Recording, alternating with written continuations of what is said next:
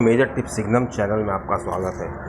दोस्तों, श्री कृष्ण जी की जो लीलाएं हैं बहुत ही विचित्र हैं और कुछ लीलाएं तो जनमानस को समझ में आ जाती हैं और कुछ लीलाएं ऐसी होती हैं जिन पे विचार करना पड़ता है। दोस्तों, कुछ भी हो, हमें उनके जीवन से बहुत कुछ सीखने को मिलता है, तो आइए कुछ सीखने का प्रयास करते हैं। दोस्तों, अगर चैनल अच्छा लगे तो ज़रूर सब्सक्राइब करिएगा।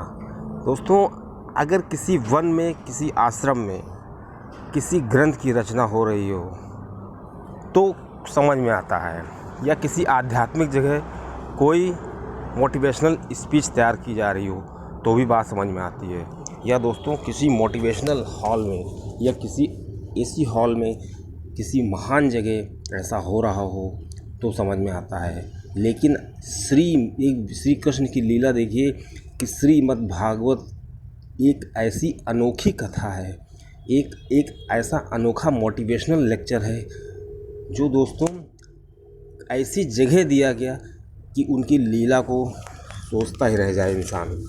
जहाँ लोग युद्ध के लिए तैयार हैं, जहाँ हजारों हाथी चिंगाड़ रहे हैं, जहाँ लाखों घोड़े हिनहिना रहे हैं, जहाँ नंगी तलवारें एक दूसरे की खून की प्यासी हैं, और ऐसी विचित्र जगह है जहाँ पर एक ही ख़ानदान के ज़्यादातर लोग इकट्ठे हैं और दोस्तों, और उसमें पाले भी एक से एक विचित्र टाइप के हैं, और एक दुनिया के महावीर, देखा जाए तो दुनिया के महावीरों का एक संग्रह है।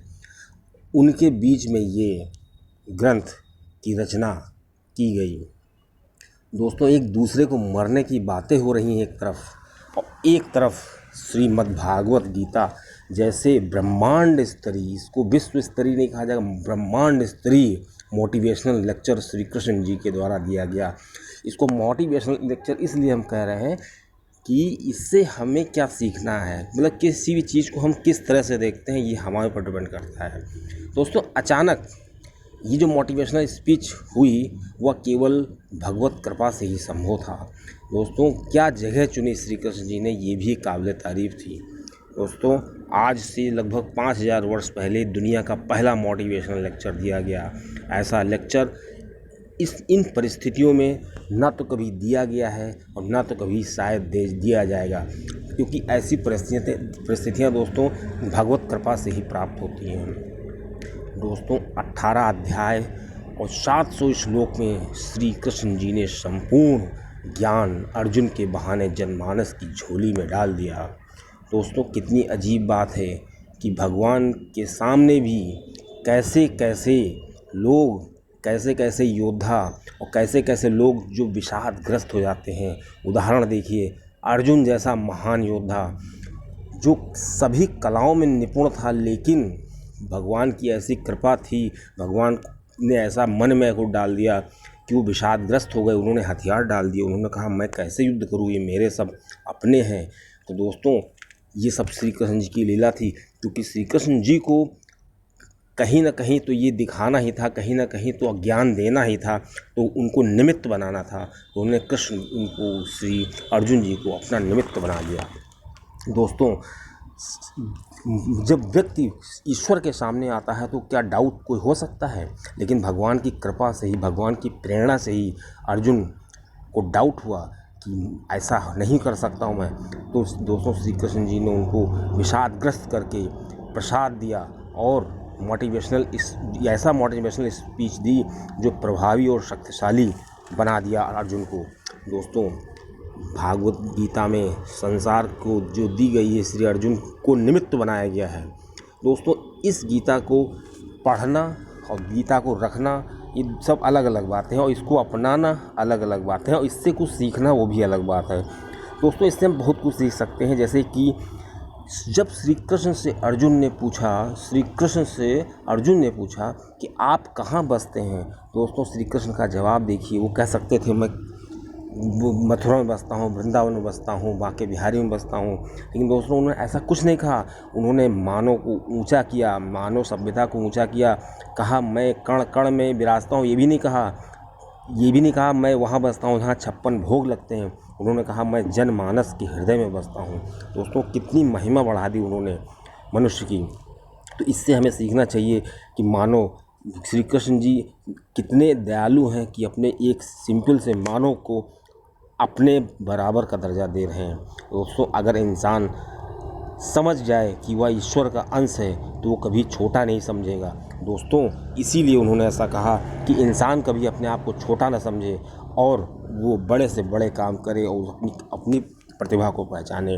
दोस्तों, उन्होंने कृष्ण जी ही अर्जुन ही नहीं, कर्ण की भी संशयों का अंत किया। कर्ण ने जब उनसे मांग की कि मेरी माँ ने जन्म देते ही मुझे त्याग दिया, द्रोण जी ने हमें शिक्षा देने से मना कर दिया, द्रौपदी स्वयंवर में भी मेरा बहुत अपमान हुआ।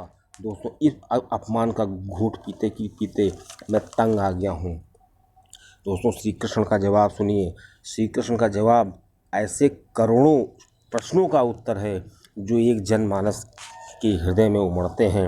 उन्होंने कहा कि तुम्हारी माँ ने तुम्हें जन्म देते ही त्याग दिया, द्रोण ने शिक्षा नहीं दी, द्रौपदी ने स्वयंवर में अपमान किया, और भी ऐसी बहुत सी बातें हैं, लेकिन मेरा जन्म ही कारागार में हुआ। जन्म होते ही, जैसे ही मेरा जन्म हुआ, मृत्यु मेरी परीक्षा कर रही थी। दोस्तों, जिस समय जन्म हुआ उसमें मूसलाधार बारिश हो रही थी।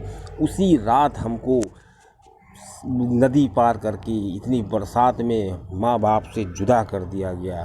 दोस्तों, इतना ही कहर नहीं बरपा हमारे ऊपर, जहाँ मैं पहुँचा वहाँ सभी काम मुझको खुद ही करने पड़ते थे, गाय चराने से लेकर के गोबर उठाने तक की। दोस्तों, उन्होंने कहा 2 दिन का था, जब श्री कृष्ण ने कहा जब मैं 2 दिन का था तो राक्षसों ने हमला कर दिया। मेरा सगा मामा मुझे मारने के लिए उतावला था। बताओ मेरा दुख कितना बड़ा है। लेकिन दोस्तों, कभी भी श्री कृष्ण जी ने कहा मैंने कभी भी पीछे मुड़ के नहीं देखा। मैंने ये नहीं देखा कि अन्याय जीवन भर मेरे साथ होता रहा और मैं उस अन्याय को लेकर के अपने दिल में पालता रहा। ऐसा कुछ नहीं किया। कर्ण ने दोस्तों क्या किया, अपने साथ हुए अन्याय को अपनी क्रोधाग्नि में परिवर्तित कर करके अपनी ऊर्जा को कम कर दिया, अपने वेग को कम कर दिया। जबकि जो श्री कृष्ण जी ने क्या किया, अपने साथ जो हुआ उसको भूल गए और अपने अपमान का बदला लेने की नहीं सोचा, हमेशा आगे की सोचा। दोस्तों, कर्ण जीवन भर अपने अतीत की कड़वाहट से भरे रहे और कभी भुला नहीं पाए, जबकि श्री कृष्ण ने कभी भी अपने अतीत की कड़वाहट को याद ही नहीं किया। दोस्तों, श्री कृष्ण और कर्ण में यही अंतर है कि श्री कृष्ण जी ने जो भी परिस्थितियां थी उनको स्वीकृत की और आगे बढ़ते गए, और कर्ण ने क्या किया, जो उनकी परिस्थितियां थी उसको स्वीकृत नहीं किया। उसके लिए उन्होंने अपने अपमान का बदला लेने की कोशिश की। तो दोस्तों, जब उनका अपमान का बदला लेने की कोशिश की तो उनके व्यक्तित्व में कुछ कमी आई। दोस्तों, ऐसा होने से क्या होता है कि भगवत कृपा और जो शक्तियाँ होती हैं वो कम हो जाती हैं। और वैज्ञानिक दृष्टिकोण से देखा जाए, जब हम अपने अतीत के बारे में ज़्यादा सोचने लगते हैं तो हमारी शक्तियाँ प्रकृति के हिसाब से कम होने लगती हैं, और जो कायनात होती है हमारी शक्तियों का वो फल नहीं देती है, या हम कह लीजिए हमारे अंदर वो पावर नहीं रहती कि अपनी शक्तियों का हम सही प्रयोग कर सकते हैं और अपने विवेक को हम कायदे से इस्तेमाल कर सकें। और दोस्तों, विवेक बहुत बड़ी चीज़ होती है, चाहे वो व्यक्ति हो, चाहे वो भगवान हो, चाहे वो कोई योद्धा हो। अगर व्यक्ति विवेक के अनुसार निर्णय लेने की क्षमता नहीं रखता है तो उसका बल, बुद्धि, विद्या सभी कभी कभी व्यर्थ से नज़र आते हैं, क्योंकि हमारे सभी भी डिसीजंस डिपेंड करते हैं कि हम चुनौतियों को कैसे एक्सेप्ट करते हैं। दोस्तों, श्री राम जी को वनवास हुआ तो उन्होंने, जब वनवास हुआ तो उन्होंने ये कभी नहीं कहा कि